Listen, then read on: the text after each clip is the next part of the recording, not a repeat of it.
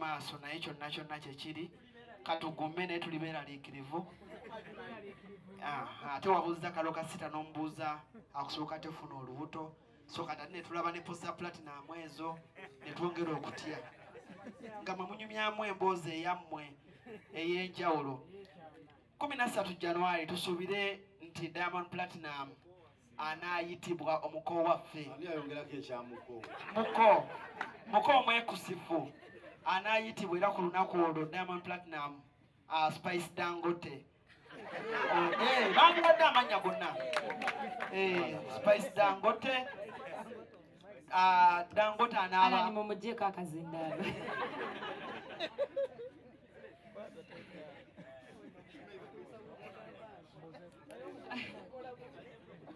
Spice Diana. Okay, buli omu ayitiddwa ku mukolo ogwo.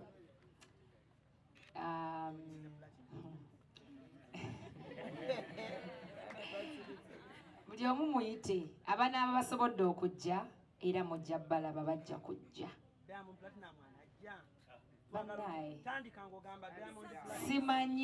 Simanyi nga bwe mugambye nti buli omu muyite anaasobola okujja nja kuba nga neesiimye nga zze.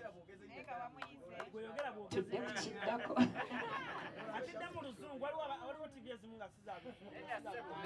Everyone is invited on the 13th of January. Yes.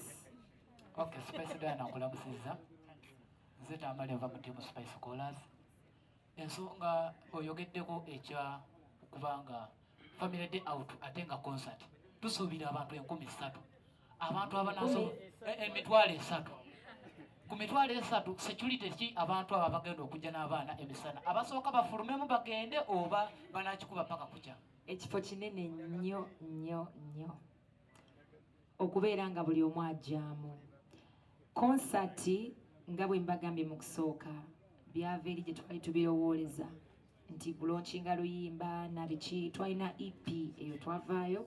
So this day is a big celebration. It's not about me alone. It's me and my fans. It's me and the art industry. It's me and the Ugandan art industry to celebrating us so much. I'm celebrating myself. I'm celebrating you guys. It's a celebration. Etagenda limitinga muntu yenna. Kasitoba ngolieyo nga Spice omwagala. Oyagaliza Spice. Oyagaliza industry. Tuze tukuba omulanga bani supporting our own. Oyagaliza Ugandan industry. No muntu gyali alaba following as abantu abam following buli lunaku nfuna abantu abapya. They follow me, big artists all over the world. Bamanyi nti Uganda eriyo Spice Diana ate nga wa Uganda. Sigenda kweragira mu nsi ndala yonna. Nina kweragira waka. So bring that love. Cricket Oval on the 13th of January. Buli omu ali welcome. Ekifo kinene nnyo. Last time twasanga obuzibu nti Freedom City yali ntono. Naye ku luno ekifo kinene ffenna kitumala. Tujja kuba ne session for everyone. Tujja kuba ne space for everyone. Abato, abakulu, abakadde, abalema, buli omu ali welcome. Nze Waswa Emmanuel okuva ku Waswa Emma YouTube channel. Ekisooka kyabina nkwebaza olw'okwagala music wa Uganda. Nina kyembuuza kitono. Kino kiri technique a bit. Lwaki olowooza cricket oba efuuse ennyangu kubanga ndaba laavu erinnye buli omu bamuwagidde, that's good. Tuweeko nga gwe omuyimbi. Olowooza lwaki omukono gweyongedde ne tuba nga tusobola okufiiringa ebisaawe ku buli kyo gye ndaba? Olowooza nnyangu. Waswa tukutegeke cricket oval.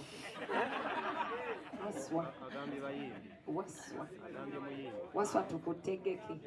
Newe tukuterako kuki. Newe tukuterako Alani Kuruzi. Anyway, that is a joke aside. Kambabuulire teri kyangu. Naye ate kirungi nnyo okwechallenginga. As Ugandan artists. Mubadde mu bitubanja. Mwagala tuve mu bubaala. Ffenna tetwagala ng'abayimbi as you're growing. Teri atayagala kuba ku bisaawe. Okitegeera. Nze ndowooza kyangu nnyo nga muli naffe nga media. kyangu nnyo bafanzi baffe nga bali naffe. That is if you feel like we deserve it. Of course si buli omu nti ajja kideservinga, but I feel like buli muyimbi akideservinga ku right time. Ng'akoze ekyo kye mulaba nti bannanga akikoze. Ebiseera ebisinga tweyagaliza ebirungi naye n'abatuwagira be basalawo. Nja yimba ennyimba, nja kukola buli kimu naye mmwe musalawo. Bwe muba nga mulaba nti nkigwana, you can give it to me. Tojja kufa because okiwadde your own. So kijja kuba kyangu nnyo nnyo okukimeekinga. I feel like ne Namboole era tugisobola. Ne Kololo airstrip tugisobola. Naye ani akuteekayo? Owuwo yakuteekayo. Era bwe munaatuteekayo tujja kgendayo. Because wano waka, I won't do it anywhere else. So it's going to be easy for me to do it if I have your support. Thank you. That's one. Chiriyo sawa mmeka. Yani muyimbi, concert yani. Ani gojja okulaba. By the way, tulina okubeeranga tumanya. Leka nnyo omuntu mmuteeka w'oyagala abeere. Omuntu wabanga alina waali, muleke waali, mwagalire waali, manya kyali, ojje w'olina okubeera naye because oba omumanyi. Okitegeera. If you've been part of my concerts, you know what I'm talking about. Oba atendizeko concert yange nga walabako ekyobuseego anywhere mu concert yange si mu kiraabu byanjawulo.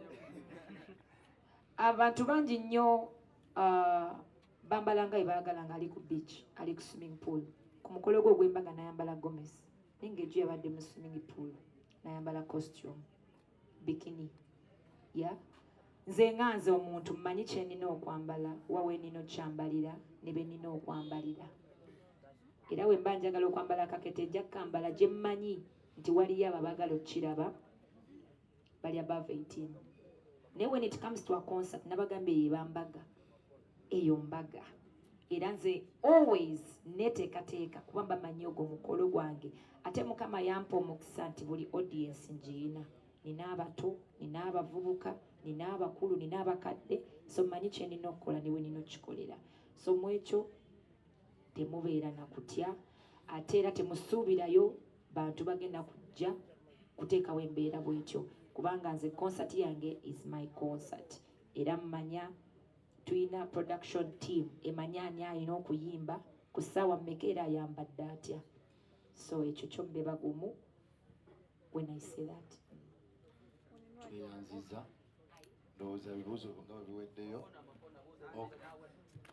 Okyalinayo ndowooza tufuneyo abibuuzo. Temutya kubuuza kyonna ky'olina banange kibuuze. Kibuuze bwe kiba kikuswaza nga gwe omuntu era tujja kuddamu. Kale tweyanza katufuneyo ono tufuneyo ne wali tufuneyo n'omukyalo omu. Matu ntubuuza ku concert. Oyo mukulu waffe. Kale katandikire wano gyasembeyo nawe. Ekibuuzo ekyange kigendewo omutegesi otugambye nti ogenda tukolera stage etabangawo wano mu Uganda. Tusuubire nti omuyimbi kabakuwa n'abazze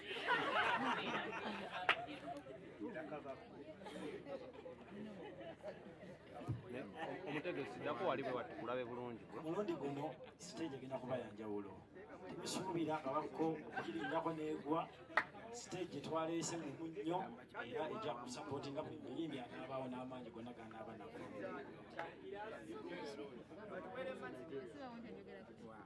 Yeah, I greet you all. So me, I'm from Nigeria. My name is Ramsey. I'm the one following her when they're rounding out these roundabouts, driving that sports Tribune Ferrari. Yeah. So I love Spice Diana. She's doing best. And Thank I want you. you guys to show her love. Wow. Because in Nigeria, they are all over the world. But the love started from the country. We show them love. We believe in them. So if you believe in your sister, everybody's going to listen to her music all over the world. So show her much love. Thank you so much. Nice meeting you.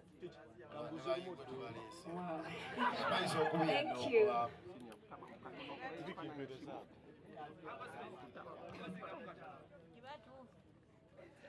Spice gyebaleko bampita matinikola ne STV ebuuzo byange biri bibiri ekisooka ogenda kuyimba live ogenda kuyimbira ku CD ekibuuzo ekyokubiri babuloga mugenda bakkiriza okukwata content kubanga abantu bangi tubalabe nga babagaana. Okay, kankuddemu neyanzanya ekibuuzo ekyo wadde oteesa otya nnyimbe ki? It's going to be a live show. It's not the first time I'm doing a live band show or live band concert. Yeah. So kigenda kuba live band. Mugenda bamu ebirungo bingi nnyo. Sijja binnyonnyola na bimenyamenya. But ky'olina omanya you are going to have fun. Babloga tetubalinaako obuzibu kukwata content. Obuzibu bwe tulina nammwe bye mukwata mutwala birala. Musoosowaza birala, which is so bad. Tolina ky'ovaako olaga show ya munne obulungi obugirimu. Then olondayo ani yagudde wansi wa stage, ani yakunamye, ani sirite empale yapasuse. Kwegamba twagala nnyo